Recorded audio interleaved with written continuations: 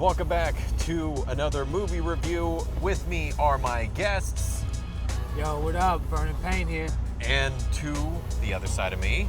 Greetings, Josh Sorrell, aka Franz Venezuela. And we just saw a movie that The Rock should have been in. We saw Stuber.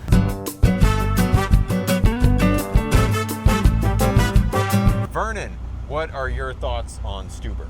I thought Stuber was a dope-ass movie, man. I thought it was a dope-ass movie. I give it like a 3.5, maybe a 4.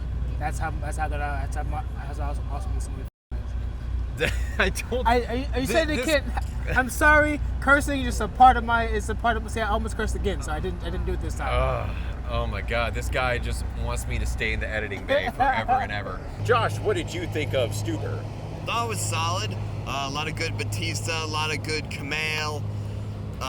Although a few slightly haphazard choices in the action. And then I have my own ethical concerns about a movie in which the word Uber is stated like 100 times. So I don't know what actual marketing deal they have for this movie. I assume they're either just doing it because they know they'll get a lot of marketing, and then I don't know what will happen. They will just fuse Kumail Nanjiani's brain to an Uber car or something. I don't know. I just thought this was a pretty cool, dumb idea that should have been made maybe 7 years ago. It really, yeah, like I said, it felt like, take any action star. Definitely if it had anything to do with when Uber first came out or anything like that. Or just, I think there's probably movies about taxis that have done that. Wasn't that what that movie with Collateral. Yeah, this is like Collateral if it was a comedy. Yeah, I also really liked the film. This was actually one of the better movies that I've seen recently. It was better than Godzilla. So let's bring on those downvotes. I will fight you. I will fight you so hard, Mercer. He loved Godzilla. No, but I liked it. It definitely great. I was a little bit skeptical at first because of Batista and Kamal's. I wasn't sure about their chemistry, but it was great. Kamal in some scenes was a little annoying to me. There were some times where some of his jokes, either fell kind of flat or he was a little bit nagging. But it felt like a lot of it felt like a lot of punch up in that movie. I feel like a lot of punch up where he has these dumb one-liners, but still, it was still kind of funny for what it was. It wasn't, I think one of the cool parts for that movie for me is the language, because this guy loves cussing. There were certain points in the movie where Batista said some mid-level old guy near racist, like he said this is not samosa time, whatever, something like that. He said you didn't hear that, but I heard it, right? And so then Kumail's the annoying millennial, and he is the old guy, and they fight kind of back and forth about who's racist, who's not racist, certain words you might say, or you think about someone, and then when they met up, it was well, I'm not white. It was oh, what do I do here? And then it kind of cuts off from there.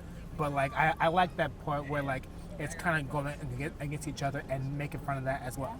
Yeah, it kind of put a spin on that whole thing, because he thought that he had him with the whole you're just an angry white cop, and he's oh, I'm not white. And I was oh shit. So I kind of like that turn. But yeah, it was definitely a great sort of buddy cop. I mean, obviously there are some predictable moments in the plot. It's a typical movie, it's a typical comedy movie with big hulky dude. It's pretty much like a brown version of Kevin Hart, and Batista as it's really well. I feel like if Kevin Hart was a few years younger, then this would have been perfect for The Rock and young Kevin Hart. Yeah. That they should have just, if movie studios are really desperate, they should have just de-aged Kevin Hart. They're I'm 26, but. I'm still short. Yeah, I'm still short. So basically, the other factor I really did like about this movie is my man Iko Uwais, aka that dude from The Raid 1 and 2.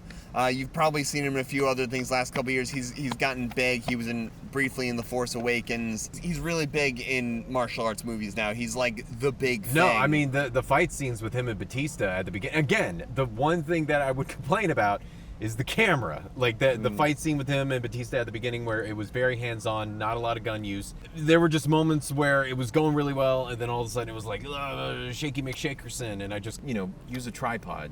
20th Century Fox ran out of money right before Disney bought them and ran out of tripod money. You have these two entertainers who are both very, very good at physical combat. Yeah. One is a very precise martial artist who brutalizes people, and the other is Batista, who can break a man in half. And they don't really pull back to show them at their full capabilities in both the comedy and the action, because it really feels like when you make an action comedy, there's a tendency to go either one way or the other, because you can't totally master either.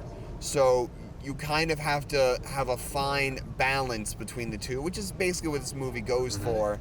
But it's just a couple. What? I thought like the only thing I think that was wrong, because I thought like the dude with the martial arts, I thought every single part of his, like with camera work and everything, was right on point. The thing with Batista was like, I kind of missed that old school thing where like back in the day when like a wrestler was in the movie, that he'll do his like most popular wrestling move. I always hated what that, I'm saying? even as a I love kid. it, like like having Steve Austin. The Rock does the rock bottom, the people's elbow, and the Scorpion King. I'm like, no. I love that. You know what I mean? Haku Machete, and he just like slams you down. Like I know, I like that. Roddy Piper hit Keith David with a coconut and They Live. What? No, he didn't. No, that's a reference to Piper's Pit long ago. But there definitely should have been more of like Batista's hulking out and being like a big big abrasive dude. Well, he's trying to be like he's trying to be like a thinking man's Rock, essentially what he said. I mean, and I did say at the beginning of this review, kind of joking about that, but he was not near perfect. He was just perfect for this part. But anything else you guys want to add? I thought like Batista's acting was going to be like the Guardians acting, but like I think that's just kind of how he is. Yeah. I think like there's no like he's like trying to be something. This is who he is exactly. Oh, yeah. And I think it works. I guess I'd say 3, solid 3. If you like the cast, good. I hope the people who make this movie make more movies, because I want them to push the envelope more. I will say this is a solid 3-star movie. I'm very close to giving it 3.5, but I think I'll just stay safe and just give it 3 out of 5 stars. Vernon? So yeah, I give it 3.5 stars. I think it's a pretty decent movie. I think it's pretty awesome. Oh, all right, guys. Well, that is our review. Don't forget to like, share, and subscribe. Definitely hit that subscribe button. If you've seen the movie, tell us what you thought about it. If you haven't, again, why did you even watch this review? But anyway, guys, I've been Mercer Morrison. Vernon Payne. Josh Sorrell. See you later.